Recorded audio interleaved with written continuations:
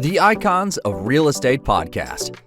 Are you ready to learn the proven money-making secrets from top-producing Icon agents? Ready to skyrocket your business? This podcast is for you.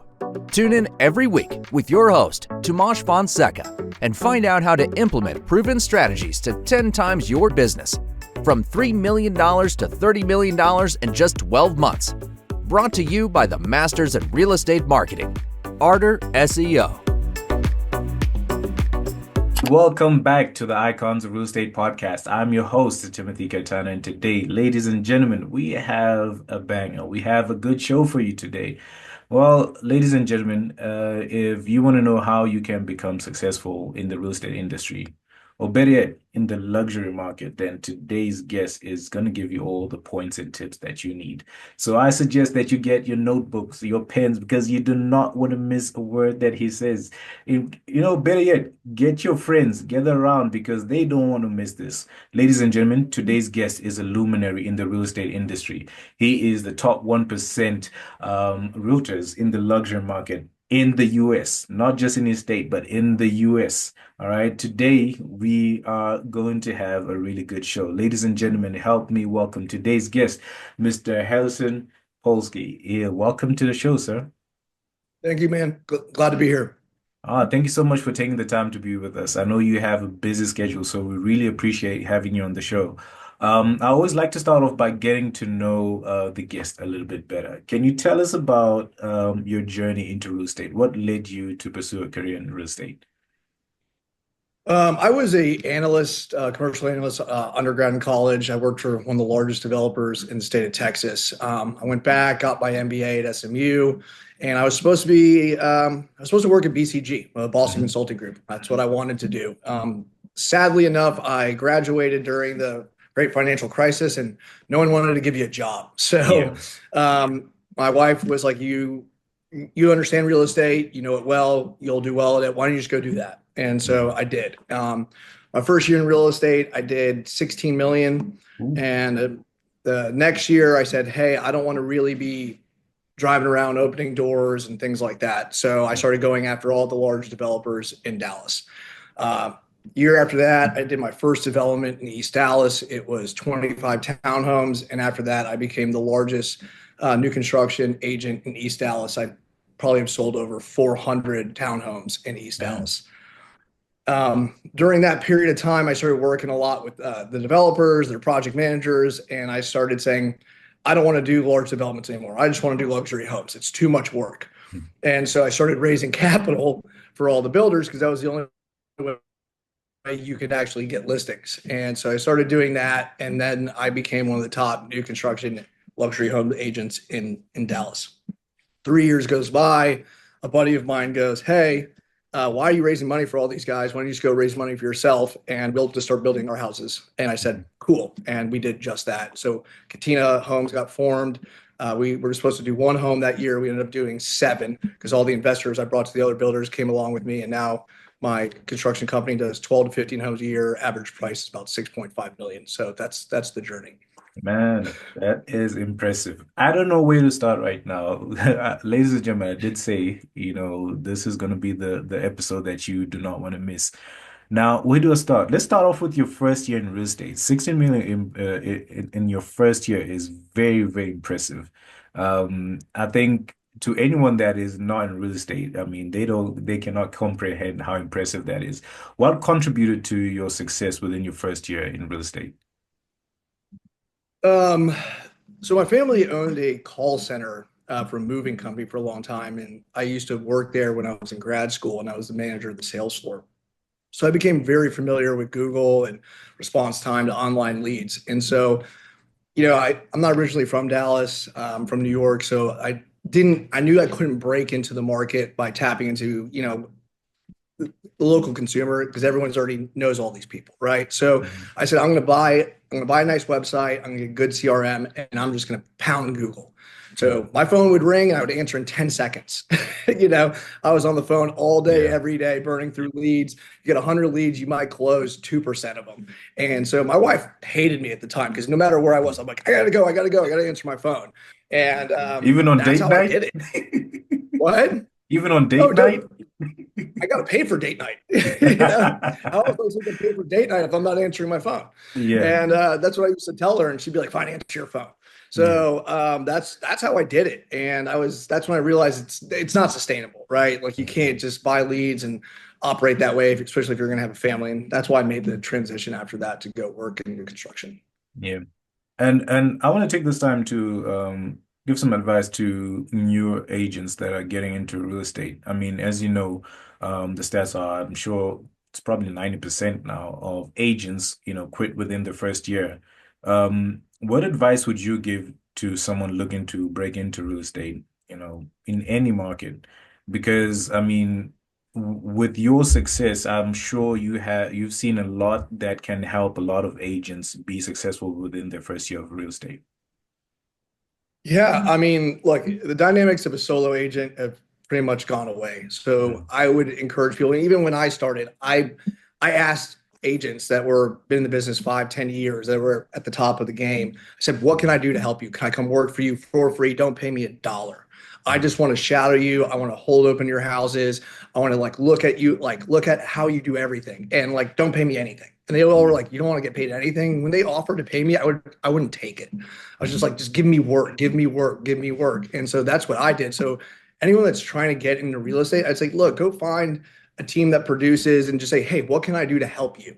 Like, what do you need help with? Like, not I want to be an agent like that's on your team because obviously you don't have anything to offer quite yet. Just be like, I want to be your intern. Tell me what I can do to make your life easier.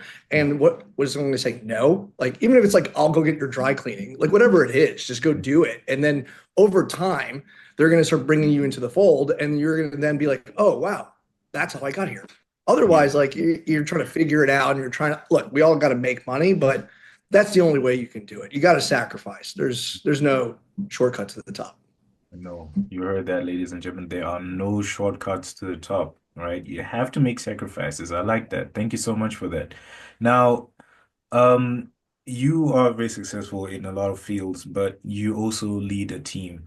Now, I'm quite curious, with your strong work ethic, how do you go about finding the right, agents to join your team? Because, man, in your first year, you were going crazy, and you're still doing that till now. I mean, finding an agent that has the same drive and the same work ethic can be quite tedious. How do you go about finding the right people to join your team? I mean, look, it's based upon production, right? I mean, Mm, if you're producing 8, 10 million a year, it's a hard, and this is in Dallas, right? That's a hard hurdle to get past. It goes from 10, then it gets to 15, then it goes to 20, and then you got to get to 30, and those are hard hurdles to jump. And so those people that are there, they're typically stuck at that point for like a 2, 3 year period. And you watch them, and then you start having lunches with them, and you start asking them, like, look, I know how to get you past this benchmark. It's called inventory. It's called leverage. And I have the inventory. My team has the inventory. And if I put you on deals, like you can go leverage that to get past that hurdle. Because the only way people are going to trust you is if they perceive that you have that experience, that inventory. Otherwise, you're just going to be treading water, trying to get past it, and it's never going to happen. You might get lucky, but the odds are against you.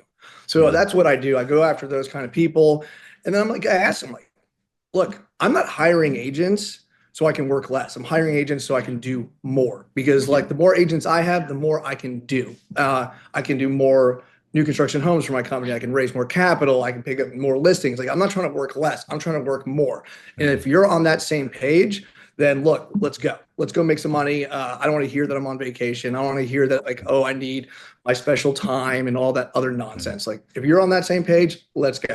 And if they Let's say work. yes, then yeah, then let's work.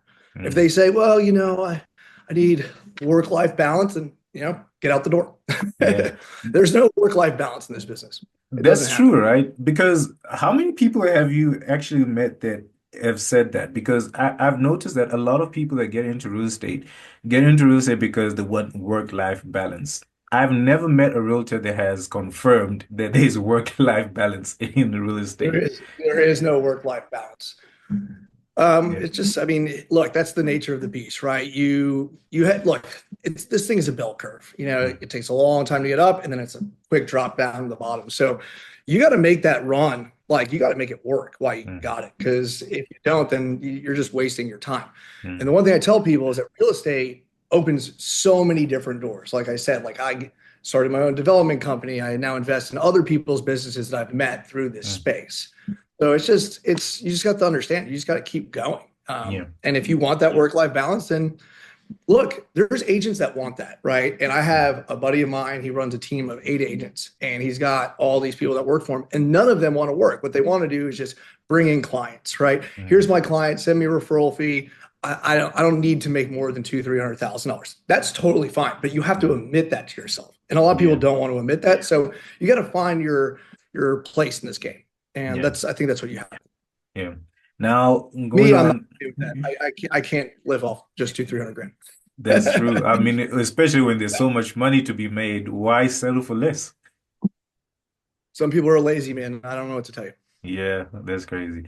Now, you started your company and you're into new construction. What were some of the challenges that you faced when you first got into it? COVID. Oh, yeah, yeah. Yeah, look, I was doing it for so long, and my business partners, they've also been in the space, right? Mm, So the only thing that we had problems with really was just COVID, supply chain issues. That's what killed us in the beginning. mm, We've never lost money. I mean, we mm, broke even after paying overhead, but we've never lost money. When you had price escalations the way they were going, I mean, you had no control. Nowadays, it's not like that anymore, so it's not really a big deal. But I think that was the only hurdle we really had was the COVID supply chain issues. yeah. And social media, I think realtors are starting to realize that social media is a huge tool to grow their brands and their business.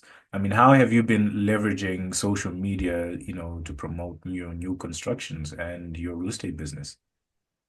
Yeah, look, social media, you got to know your niche, right? And you got to Mm, stick to it, and you got to be honest, and you have to be authentic. And mm, as long as you're constantly promoting that, like that's how you're going to gain traction. If you're just mm, posting just listed, just sold, oh, I just went on this house tour, like no one gives it. No one gives a shit. mm, I mean, let's just be honest. But if you're actually providing and adding value to people's lives, that's how you're going to get leads from social media. And I'll tell you, if you're not constantly on Instagram, I mean, obviously TikTok is most likely gone in a couple of mm. days. We'll see. Yeah. But if you're not constantly on Instagram or YouTube and all these other channels, you're not doing anything. Like you can't just do print ads. Like no one cares about a print ad. Like they want to Mm, know who you are as a human being because that's what they're hiring you. Like they're hiring you. They want to trust you. So if mm. you're not out there promoting you, then like you're not doing anything. You might as well just be. I don't even know what you're doing. Yeah. You know, Yeah. you know. And that's why I appreciate having you on the show, right? Because this is what shows, your authentic self. I feel like, yeah, people are used to having a profile on Zillow and all these other things, but nothing really shows your personality like social media, like who you really are, your work ethic, the value that you give to your audience. I just want to know, like, when it comes to leading a team, what are some of the so what are some of the habits that you try to instill in them for them to be successful? I try to get them to stick to a schedule and to a plan, right? Like you have to know who your SOI is, right? Who's your Mm, sphere of influence, and you have to know where they're at all times. Like the greatest guy I ever met in real estate, I call him the greatest salesman of all time. mm, He had like the strictest schedule. I mean, he knew like I got to be at this coffee shop at this time, this gym at this time, like here for lunch. I need to vacation here. I need to mm, be at this gym later. I got to play golf this day. Whatever it was, he knew where his clients were at all times. So I say the same thing to them, like, guys, it's all about just like social media, top of mind. And if you're not top mm, of mind, then you don't exist. So if you're constantly out there in front of them, like even if it's in the simplest ways, like you're having a coffee at a coffee shop, or you're on the treadmill, or you're at the driving range, or whatever it is that they do, if as long as you're always present, then they'll remember who you are. So I always tell them, guys, you have to be on that schedule mm, because that's the only way they're going to constantly remember you. Like they don't want to get an email blast from you or something random. Like they want to constantly see that you're out in the field working and you like what they like. I mean, that's it. yeah, That's what you have to do. that's true. That's true. Now, being recognized as the top 1% luxury agent in the US, I mean, that's a big deal. Like, what does it mean to you and your business, being recognized as a top 1% agent? You know, I don't really care.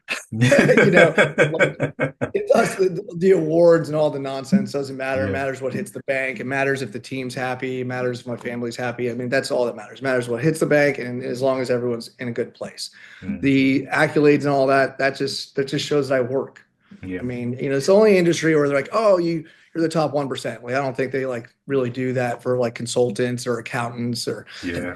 it's all measured by your bank account. Yeah. Like hedge fund guys and private equity guys. It's not like, oh, you're the number one private equity guy. It's like, oh, this guy, like, oh, that's why he's number one, right? So Yeah. if we're here, it's all about dollar, right? Like when it Mm. hits the bank, it's the GCI, not the total sales volume. I mean, you could Mm. look. You could sell a lot of real estate, but if you're doing it at 0.5%, I mean, you didn't really sell a lot of real estate, right? So Mm. for me, it's about what hits the bank. I don't care about the 1% thing, but it's nice to Yeah. have. I always ask this question from time to time. Like, if you had a time machine and you could go back to when you first got into real estate, what would you do different? I think that I would probably do better at what I just told you. Like I tell all my agents to do, like be Mm. present more, right? Like I didn't really do that well in the Mm. beginning. I was just so focused, like I said, like on working internet leads and doing all that. I wasn't really focused on being present. Mm. And that hurt me, like Mm. I could have done that better for sure. Yeah, yeah, yeah. I mean, thank you so much for sharing that. Now, we're in the year 2025. A lot of people are excited, especially realtors are excited for this year. I don't know what you and your team have planned for this year and how you guys are, you know, preparing for success in the year 2025. I mean, look, we got $180 million worth of inventory, new construction, single family houses that are hitting the market this year. Mm. We're here in the office 9 in the morning. We're back in the field like shortly after, and then we're back here at 5. And like we're working phones and we're working hard. I mean, Dallas market, Mm. it's already picked up. Like we're seeing transactions happen here that are just like things that sat on the market for 2 years that are now going into escrow. Mm. Uh, Goldman's moving here Q2. That's 5,000 employees, and like sad what happened in California, but we're already getting phone calls. I Oh, got 3 phone calls in the last 2 days. People wanting me to build custom houses ranging from 6 to 12 million. People reloading. Hey, do you know someone that could sell my stuff in Malibu so I could buy something in Dallas? So we're just like we're staying focused and we're hitting the phones and we're out there working. Like we're just present day in and man. day out, and we're excited, man. I think this is going to make a break year for a lot of people. I think a lot of Mm. people are going to get out of the space, if they're not on good teams and working hard. And I think a lot of people are going to like make crazy amounts of money. Yeah. Also, I think it's going to divide the business up, and I think it's a good thing. It's going to weed out the people that aren't really serious. But I'm Yeah. excited. Hey man, and if you wanna join a team that's gonna be making money, then hey, the Polsky team is definitely the one you should keep an eye on. Man, I'm curious, like hearing the plans that you guys have for 2025. I wonder how do you find the balance? I know you work hard. How do you find the balance between, making sure you're taking care of your construction company? You have a team under you, and it seems like you're not pumping the brakes anytime soon. How do you find the balance between work and your personal life as well? Look, I said like you have to have schedules. I mean, I'm very ADHD and OCD. Like I like my schedule's packed. Like you don't even want to look at my calendar and Yeah. give you a mental breakdown. But as long as you have it's all planned out, like it's really not that stressful. So most of the stuff we have, like we know when the inventory is coming, we know when we need to get things done, and like we're always 2 quarters ahead, Yeah. of when things are supposed to come to fruition. So we're always thinking that far in advance. So it's not like, oh, we're scrambling last minute. So I think if you're planning at least 2 quarters ahead and really have a tight schedule, Mm. you're gonna be fine. That's all you really have to do. It's not, but if you're just gonna like fly by the seat of your pants and then wake up like, oh, what am I supposed to do today? Oh, I got all this stuff to do. I mean, yeah, then it's gonna be a disaster. But if all you gotta do is plan, it's very simple. It's like all these things that people worry about are all basic things.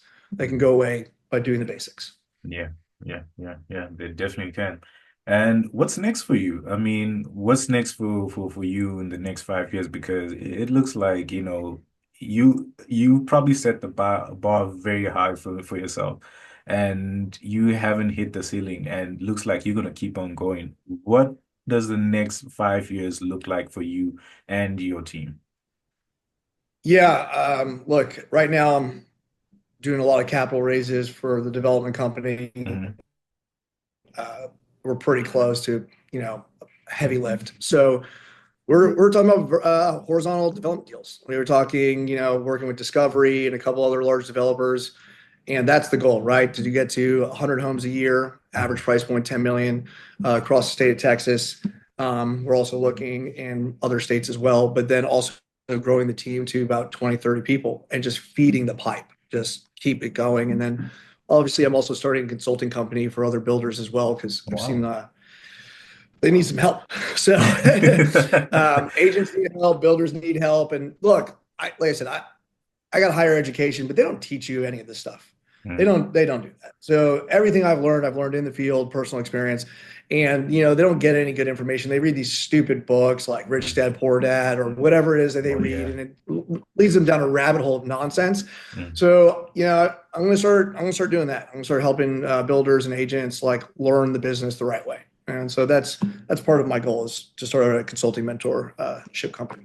Oh man, that's really, really nice because a lot of people that are successful in the real estate industry, man, kind of gatekeep that information, right? They're not into like feeding it to other people. And when they do, it's like what you said, like typical stuff that no one really can make use of. So thank you so much for that. Now, for anyone that wants to partner with you or join your team, what's the best way for them to get in contact with you? I mean, my cell number is probably everywhere on the internet. Shoot me a text message, shoot me an Yeah. email. Um, Text is always the best way because you never know it gets stuck in the spam filter. So, I mean, my phone number's out there. Just give me a call. I'm just like, hey, like, saw you on this podcast, Icons of Real Estate. Like, I want to talk to you about this. And I'm like, let's talk. I'm always open for conversation. Look, you said it the best way. Like most people don't want to share information. And I say the best way to like actually keep your business going is to collaborate and share information. Like I help builders that are building next to me all the time. And Mhm. people are like, why are you doing this? I'm like, because if they build a piece of trash next to mine, it's going to hurt my house. Like if an Mhm. agent gets a listing next to my listing and he overprices it, it makes my life more difficult. So the Mhm. more you're willing to help people and share this information, it's actually helping you. Now, most people don't think that way because they're short-sighted, but I think that's the way I think, and I think it works out pretty well. Yeah, it definitely does. So, ladies and gentlemen, you heard that, right? We're gonna put Harrison's details in the description, right? 2025 is your year to make a difference. And if you want to do that, start by partnering with a team that is making a difference. They're making a huge difference in the real estate market. So, the details will be in the description. Give them a call, and trust me, you will not regret it. Um, Harrison, thank you so much for being an amazing guest on the show. Really enjoyed having you. I think to anyone that's listening to this right now, they kind of get the bigger picture, right? Like in this industry, it's not about getting into it for the free time and the freedom or work balance. You have to work. And I think your story is evident that if you put in the work, you'll be successful. I mean, looking at what you did in your first year, a lot of Asians aren't doing that, especially when you have 90% of them actually quitting within the first year. It just shows that when you keep your head down and you work and you grind, you definitely be successful. So thank you so much for sharing that with us. Thanks, Tim. Thanks for having me. All right, ladies and gentlemen, if you got this far, you know what you have to do. Hit the like button. But before we go, Yep. remember that Icons Hit Real the Estate like Pod, button. It's right there. they have to do it. All right. And And then you also also share too. Share to everybody. share this, share this. You know what? He said it, so you have to do it, right? You have to Harrison's do it. details will be in the description. Please reach out to him and the team. If you want the best service in town, then trust me, man, no one is doing it better than Harrison and his team. So reach out to them and you will not regret it. Again, we are still in the business of producing real estate podcasts. So reach out to us if you want us to help you get started with yours. I'm going to ask Harrison a quick question just before we close off. If you were to start your own real estate podcast, what would you call it? Oh man. I don't know. I leave that up to my marketing people. Like I don't ever come up with any of that stuff. I got a branding team, a marketing team, PR team. They just tell me where to show up and I'll be You're there. like, hey, where do I sign? What do I have to do here? I don't want to think about all these things. Oh man, that's I'm good. just a talent, bro. I'm a real estate guy. I don't, I'm not a marketing branding guy. Yeah. That's one piece of advice I can tell any person in real estate. Do real estate. Don't do any of the other stuff. Hire the people that know how to do And that. I like that. That's That's actually good yeah. advice, right? Because you find a lot of people try to juggle a lot of things that they're not good at. Just if you can't do it, get a team. Hire someone to do it, I mean, right? Shaq didn't play point guard. You know what I mean? Yeah. So you play your position. Play your position. I like that. Harrison, thank you so much, man. It has been an amazing time with you. Thank you so much for not just, contributing to this podcast, but for pouring into other realtors as well. I also want to thank you for the program that you have coming up. I think a lot of people should definitely sign up for it. And my advice to anyone listening to this, if you want to know exactly when you can actually join in on that, follow them on Instagram, go on their website, then you'll be in the loop with everything that's going on. Harrison, thank you so much for adding so much value to the show today. We really appreciate having you on the show, man. No, it's my pleasure, man. I enjoyed it. Thank you for having All me. right, all right. So, ladies and gentlemen, it has been another amazing show with your host, Timothy Kaitano, with the amazing luminary in the real estate industry, Harrison Polsky. Till we meet again next time, ladies and gentlemen, take care and peace.